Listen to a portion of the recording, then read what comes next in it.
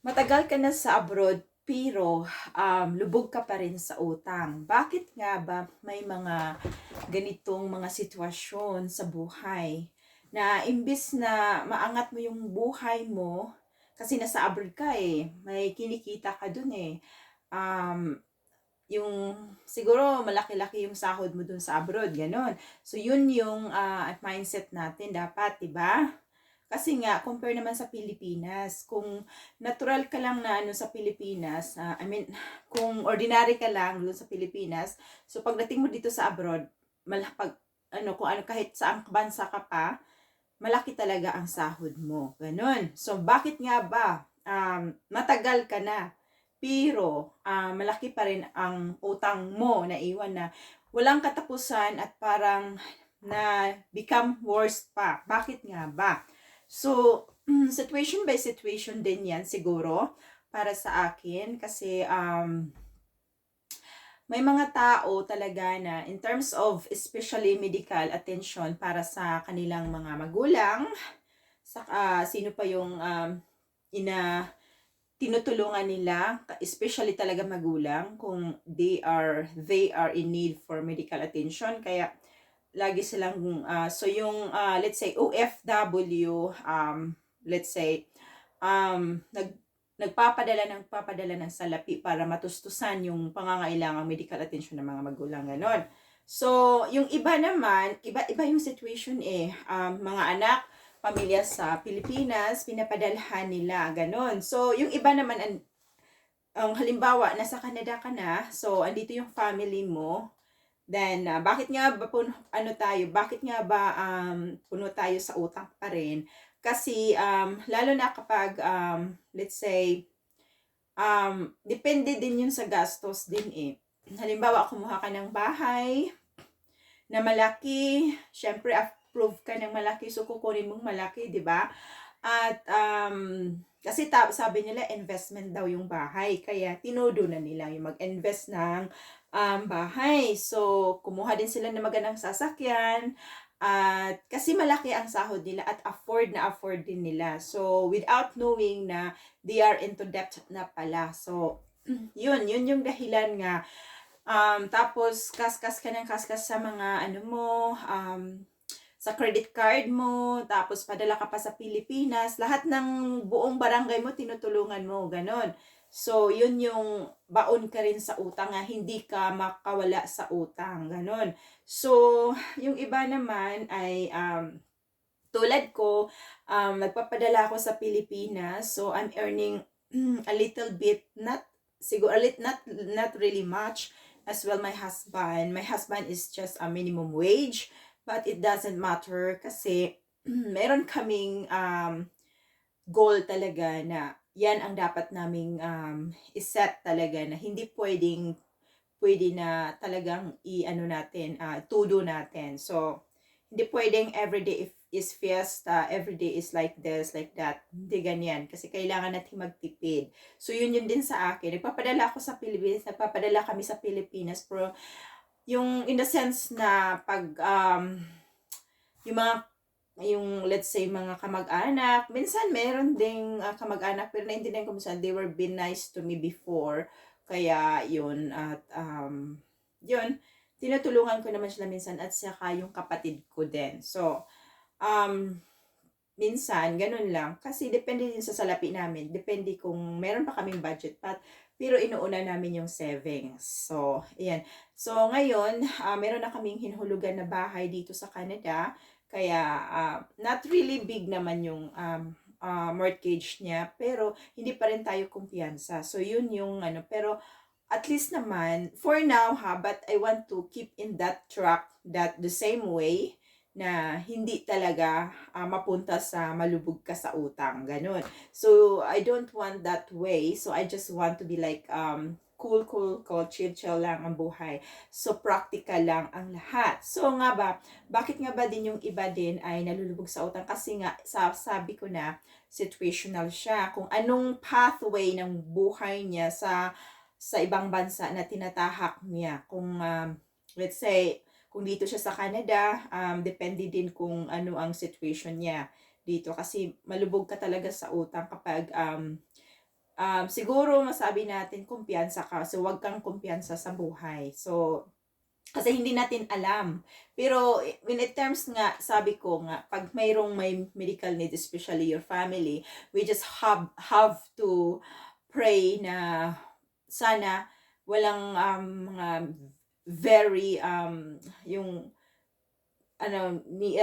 needs ng attention, yung really needs attention yung mga magulang natin. So we just have to pray na maging healthy sila at saka tayo, kasi without us then kung hindi tayo pag hindi tayo makatrabaho, malulubog talaga tayo sa utang. So kaya kailangan nating magiging healthy. So yung iba naman kasi gastos dito, gastos doon. Meron akong kakilalang ganyan Meron talaga. So, pareho kami ng sahod actually. Pareho kami ng sahod. So, iba ka lang kasi kung paano siya gumastos Ako gagastos ako with delayed gratification lang yun. So, delayed gratification yun sa akin pag magasto ako. Hindi ko talagang ganito, bili ako dito, ganyan. Yung pag may extra ako, ganun lang. Iniipon ko muna siya bago ko bilhin yung isang bagay na gustong gusto ko. Kaya yun siya. Nangungutang. So, meron pa siyang kahit yun, meron pa siyang pinapadalhan sa Pilipinas at nangungutang, tapos ayan, nalulubog sa utang, ganun din. Pero baliwala din yan sa kanila. So, yan. So, ganyan talaga. So, iba't iba talaga yung mga situation kung paano mo hinahandle yung pera. Pero, di talaga dapat kampante. Malaki man o maliit ang sahod mo, hindi ka kampante. Hindi ka magkakampante. So, kailangan mong mag-invest, kailangan mong mag-invest at mag-save. So, yun yung, you will thank of what you have done today. You will thank it tomorrow of what you have done today. So, ayun, yun na nga. So, sa ibang bansa naman, only dito lang yan kung saan akong bansa ngayon. Sa ibang bansa naman, ayun na nga, padala ka ng padala sa pamilya mo kasi iniwan mo sila doon. So, siguro yun na yung console mo sa kanila kasi since you are not around to them. So, yun na yung padala ka ng padalang pera para yung guilt mo ay you can, let's say, ma-cope up mo yung guilt mo. So, padala ka ng padala na hanggang wala nang natira sa'yo. So, yun ang mangyayari talaga kung padala ka ng padala at wala nang matira sa'yo. Pag uwi mo sa Pilipinas, wala ka na, pagdating ng panahon, matanda na rin tayo at we are not able to work since nobody will like to hire us since we are old already. So, habang bata pa tayo, mag-ipon, mag-invest, hindi talaga tayo pakumpiyansa sa lahat ng mga bagay, ganon dapat. So, ayun, yung mga nasa US, ganon, the same way pa rin. It doesn't matter where country you are. Maybe kahit sa Pilipinas ka pa, basta marunong ka sa buhay, kayang-kaya mo talaga yung talunin mo pa yung kung sino may malaking sahod, kung marunong ka sa pera talaga. So, kailangan nating magtipid at eliminate yung mga dapat na hindi dapat bilhin. Ganon. So, sa ganon, kapag hindi rin naman tayo na you have to cut the life of what you have. So, you just have to keep your life in track. So, ganon lang yun. So, meron kang travel, pero pag-ipunan mo, ganon lang yun. Kasi, maliban na siguro kung malaki talaga ang sahod mo, meron talagang kasing na kapag malaki ang sahod mo, kailangan mo rin, hindi ka rin kampante, hindi ka rin pwedeng mag-travel ng travel.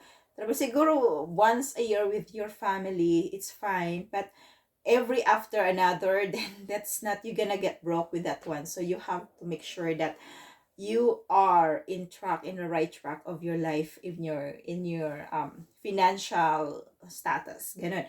So, it doesn't matter kung malaki man o maliit ang sahod mo, nasa sayo kung paano pag-handle lahat para hindi ka malubog sa utang at wag kang magmayabang. Kung wala ka talagang igagasta din, wag na wag mong subukan. Katulad na lang ng kapag ikaw ay kung nasa situation na sa Pilipinas, di ba sometimes may ego tayo na kailangan nating gumasto kasi that's what the people sees to us, that we are like, kung ganun pa, like we are wealthy, wealthy as they think we are rich. So, kailangan nating ipakita sa kanila na marami tayong salapi. So, kailangan tayong magbongga, ganun. So, ayun, ang mangyayari, hindi nila alam na yung ano mo sa kanila, pakita mo sa kanila, you're having a feast, you're having a big birthday celebration, then they do not know that you are into debt, the very huge debt. So we have to avoid it with that one. So that's a simple life, is you have to be practical. You don't go like crazy about your financial activities. You don't go, because you are earning much.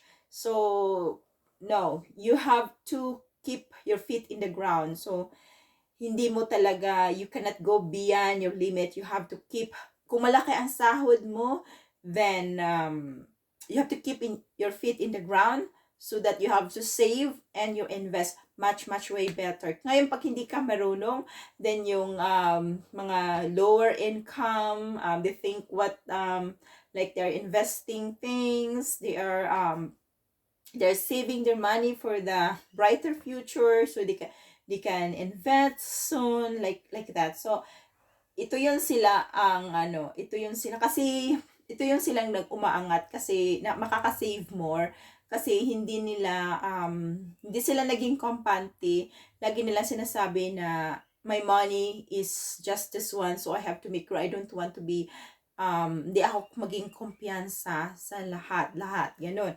So sa amin naman, kami ni husband ko ay we are trying our best na we have to to handle the financial, like you have to be in the in the right track as soon as possible, kasi mahirap na rin, lalo na pag nandito kami sa Canada, hindi rin easy ang lahat, mahal din ang bibilhin natin, at may mortgage pa tayo, may bills and whatever din. So kaya hindi tayo pwedeng kung may maghingi sa Pilipinas, may manghiram, go ka lang ng go. No. We should know how to say no. Kasi hindi tayo mayaman na mayroon tayong extra salapi na papanghiram. So, lesson learned to me when I was way back years ago, na even I only have a few dollars in my pocket, a few thousands, like just like very few, I lent it to I let my how do you call this, my friend lend a money from me. So what happened, until now it's not being paid, but at least if you ask him to pay, he would pay little, at $25. So yeah, but it would never happen again. So it's gonna be no way, I have to say no. So that's all for now. I hope you learn, and thank you. Please subscribe. Bye for now.